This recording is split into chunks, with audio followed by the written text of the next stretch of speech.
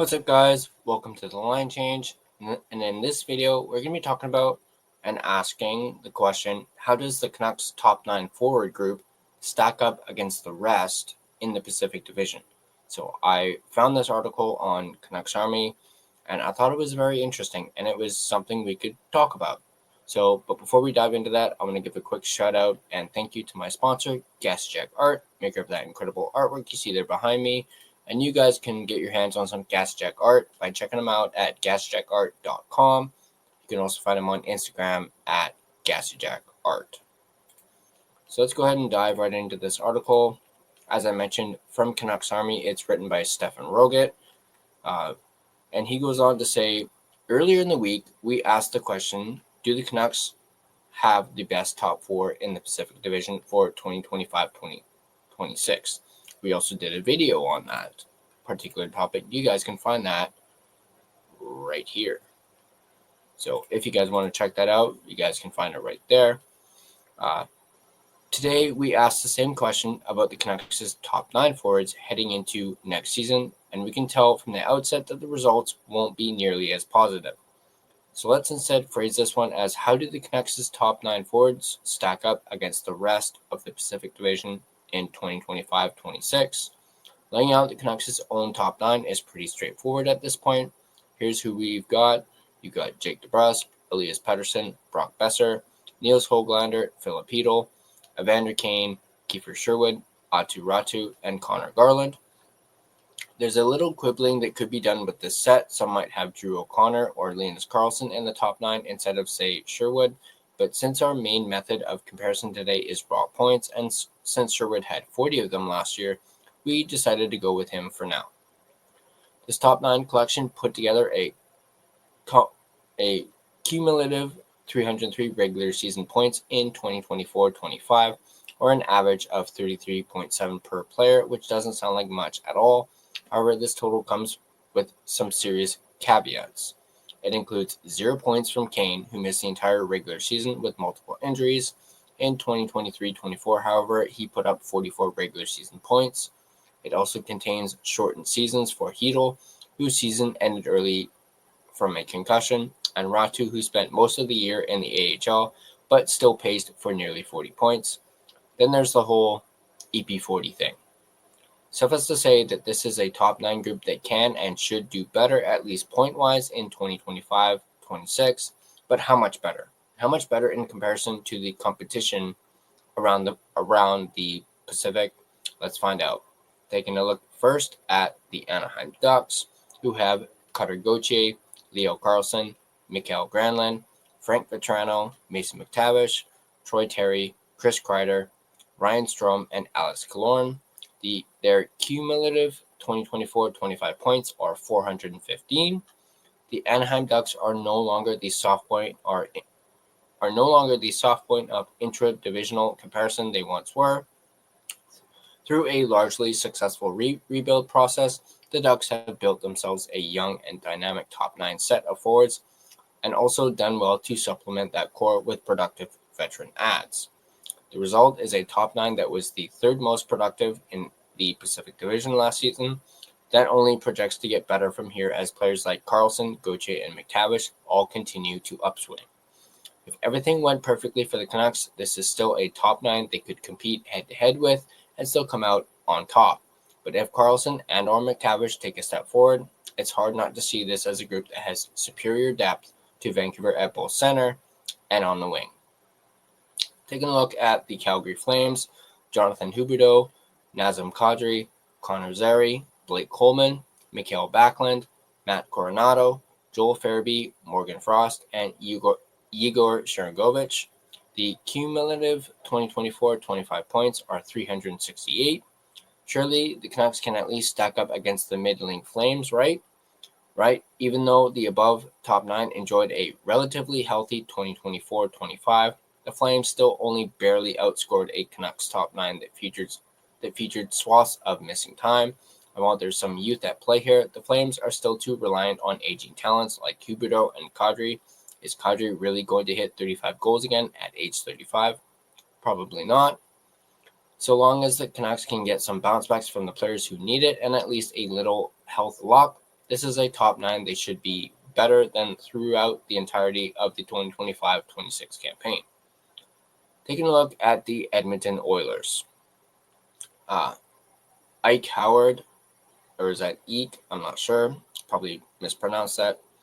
Connor McDavid, Zach Hyman, Ryan Nugent-Hopkins, Leon Draisaitl, Andrew Mangiapane, Vasily Podkolzin, Trent Frederic, and Matthew Savoie.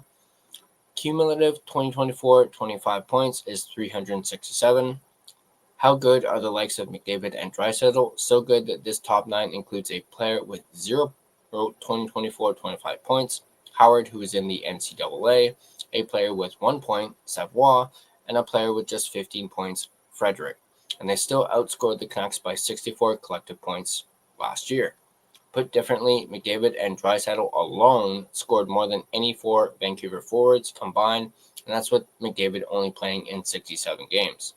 Call the Oilers top-heavy, and it's true. Say they lack depth. Call them imbalanced, sure. But there's just no way to say that this isn't a better top 9 group than the Canucks have, especially once the upward potential of prospects like Howard and Savoie is more fully considered. I probably butchered his name too. Los Angeles Kings, Kevin Fiala, Anse Kopitar, Adrian Kempe, Andrei Kuzmenko, Quinton Byfield, Alex Laferriere,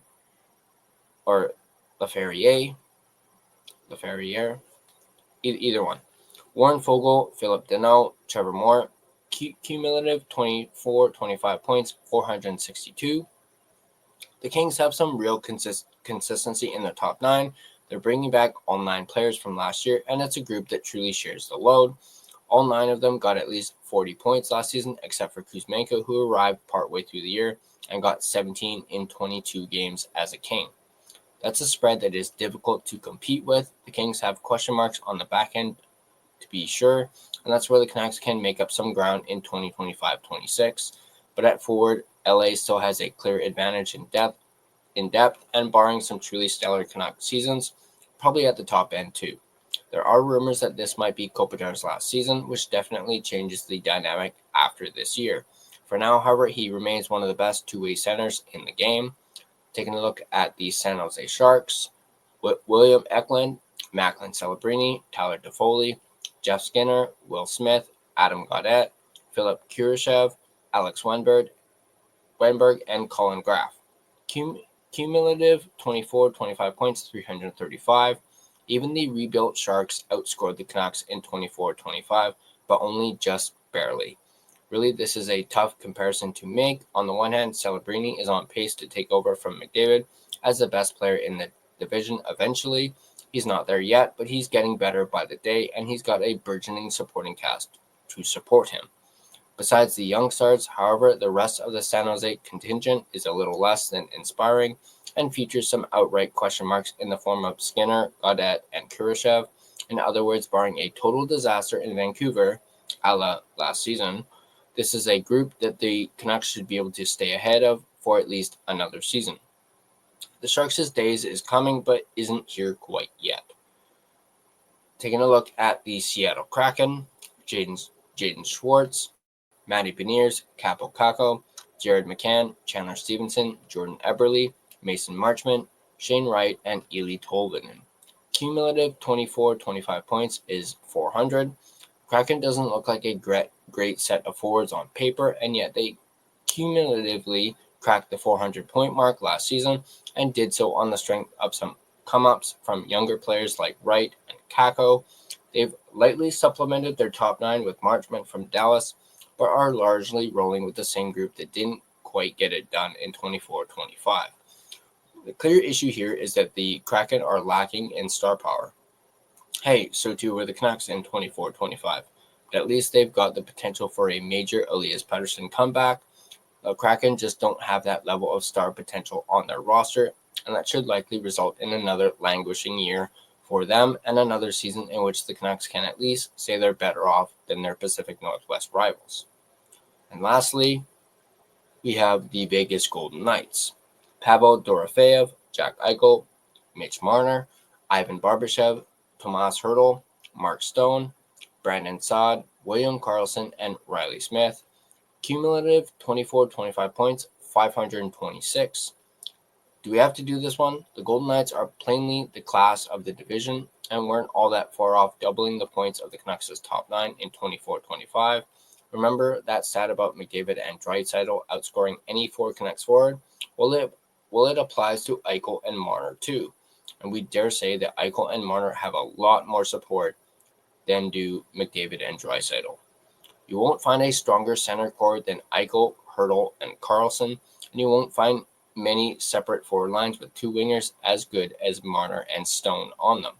In our piece comparing the top 4 defenses of the division, we thought that the Canucks could reasonably compete with Vegas there if all went well for them, but when it comes to stacking up top 9 forwards, we must admit that the Golden Knights are very much in another stratosphere, a Vegas sphere, if you will.